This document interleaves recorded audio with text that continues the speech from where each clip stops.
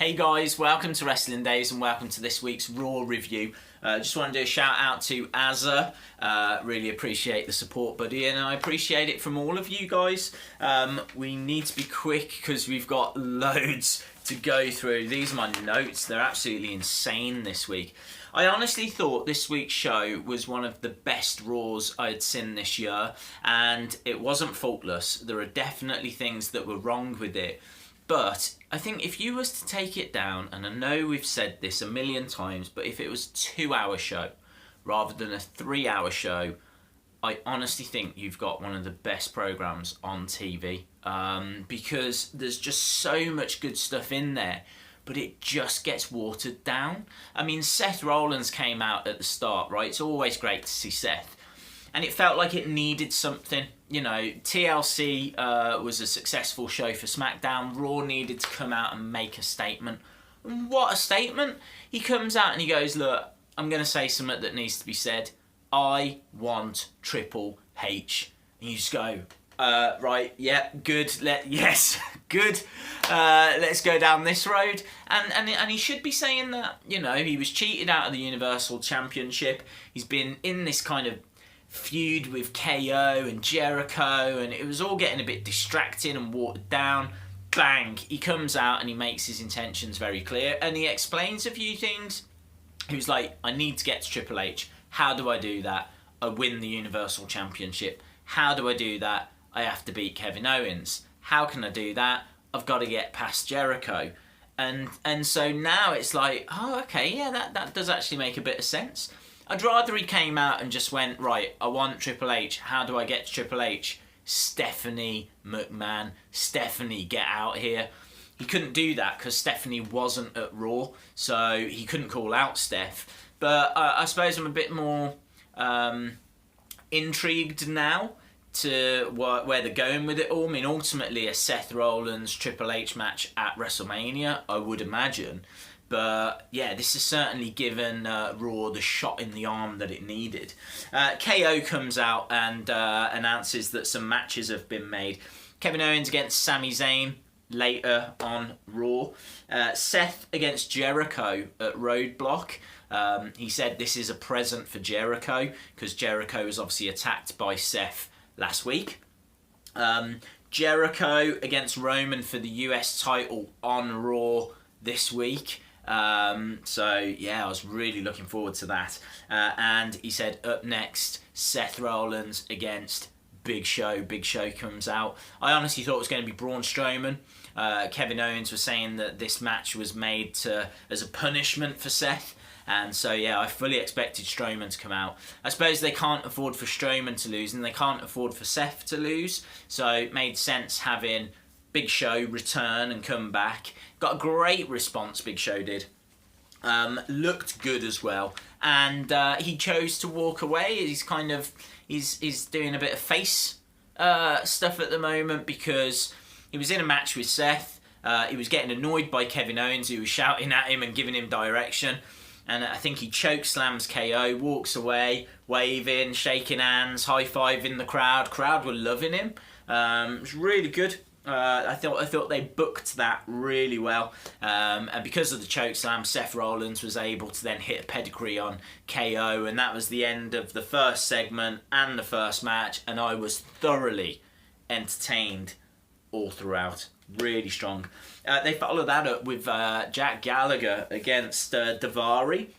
This match wasn't as good as 205 Live, but it was still really just encouraging, really good to see a spotlight on Jack Gallagher. He is a talent. He does offer something different. It's just a shame that they couldn't exceed what they did on 205 Live last week. And as I said, for me it fell a little short, but still fun. And I was engaged.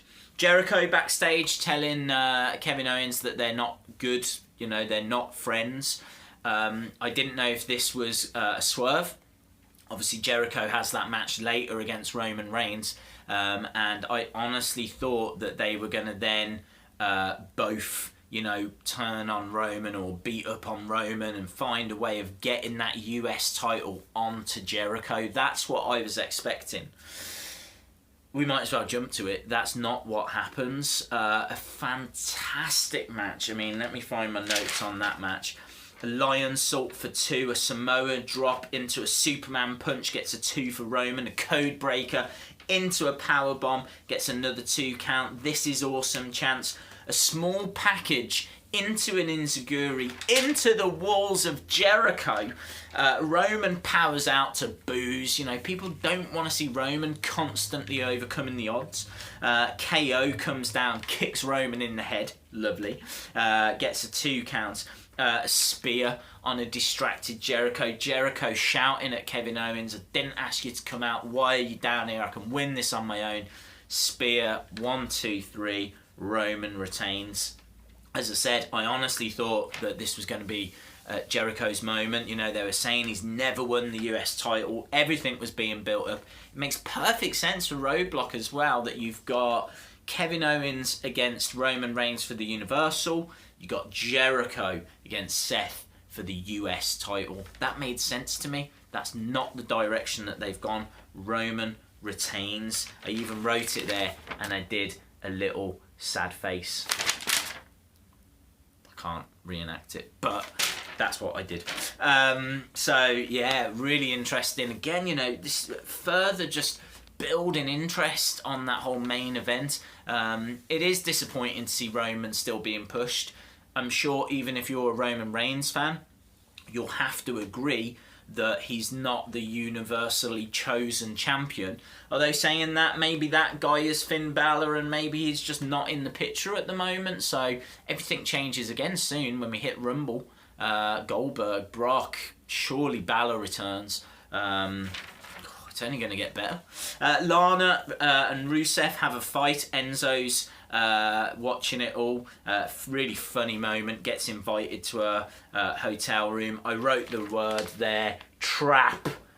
Trap. I think we all knew it was a trap. We'll come back to it.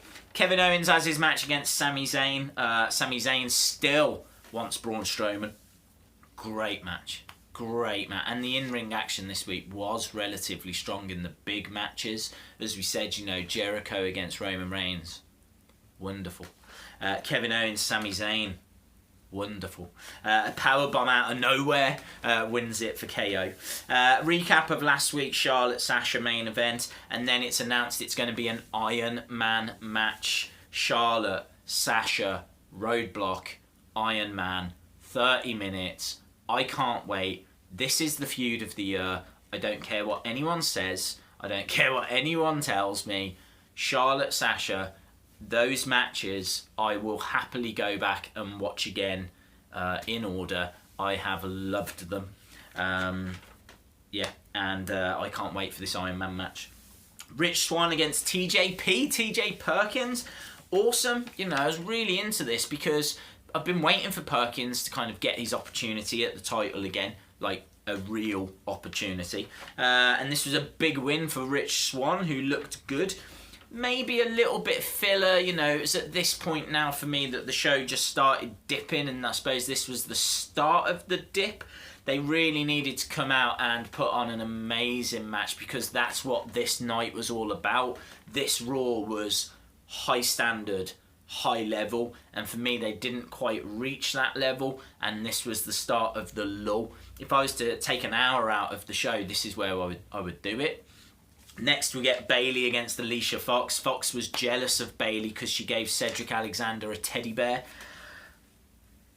I mean, this is where Raw's getting bad reputation. If anyone from WWE, right, I don't care even if you hold the coats, yeah, for the superstars, tell them to stop doing this rubbish because they've got a great show, a great product, and then you've got a match being made because Bayley gave a teddy bear to Cedric Alexander. I mean, Bayley should be in Falls Count Anywhere Iron Man whilst in a crash cage match, yeah? Not in this rubbish.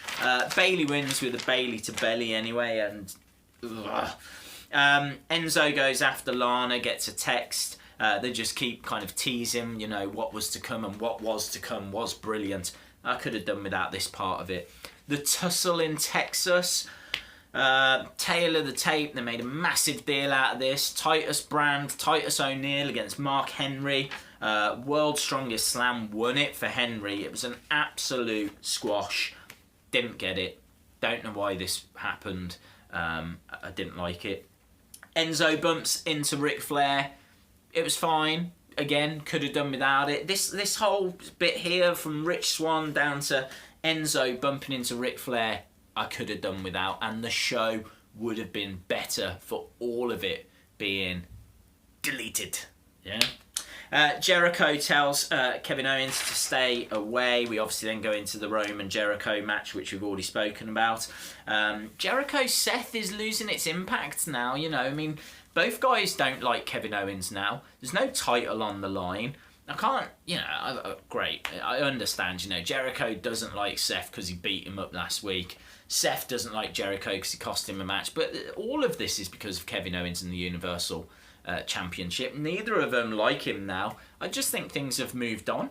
I think I'm not massively into or looking forward to Jericho versus Seth Rollins. I think it'd be a great match, but I just think the main kind of backstory to it has drastically changed now. Rusev versus Big Cass. This was great. No show. You can see my reaction to this because I watched this before watching Raw. So Rusev, Big Cass, no show. Cass realises it's a trap.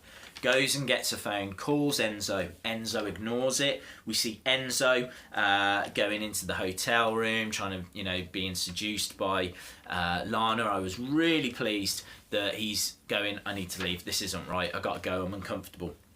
Because I don't want Enzo to be a heel, and Enzo is going into a married woman's hotel room. Yeah, you can't do that as a face. I mean, yeah, it's a bit cheeky and all that kind of stuff. Anyway, bottom line, it was a trap. Rusev beats up on Enzo, and it was great. You can see my reaction to it. As I said, I'll put links in the description. I really enjoyed it.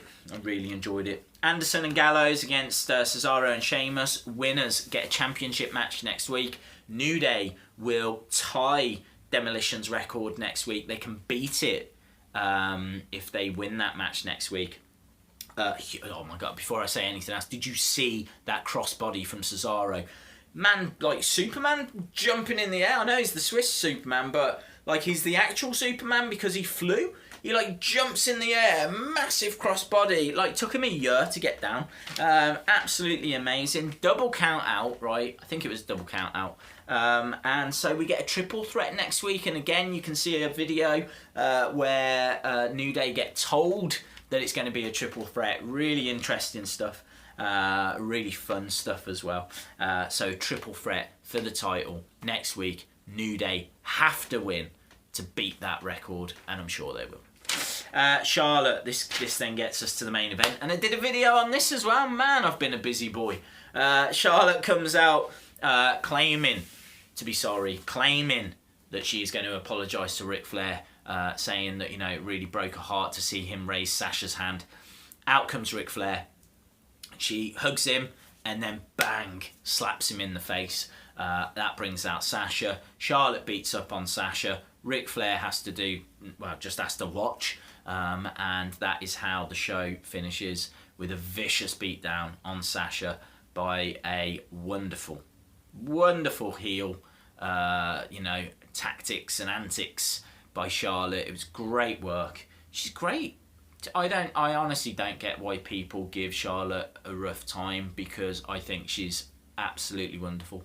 As is Sasha. As I said, this is my feud of the year. I will do like a top 5, high 5, probably feuds of the year, wrestlers of the year, moments of the year, all that kind of stuff. All of that is to come. But I loved this segment, and I loved this Raw. As I said, you cut out that middle bit, you've honestly got one of the best Raws of the year, of the past few years. And I honestly think you've got one of the best TV shows on TV. They have to take Raw to 2 hours. They cannot successfully fill 3 hours. I don't know how long we're going to have to keep, you know, doing this. I don't see it changing anytime soon. Clearly they're getting paid a lot of money from advertising, but yeah, this was good. This was real good. Really enjoyed it. Awesome, guys. I'm going to leave it at that because I could keep talking forever. If you like the video, please give it a like. Hit the subscribe if you haven't already. And hopefully I'll see you again next time. Bye for now.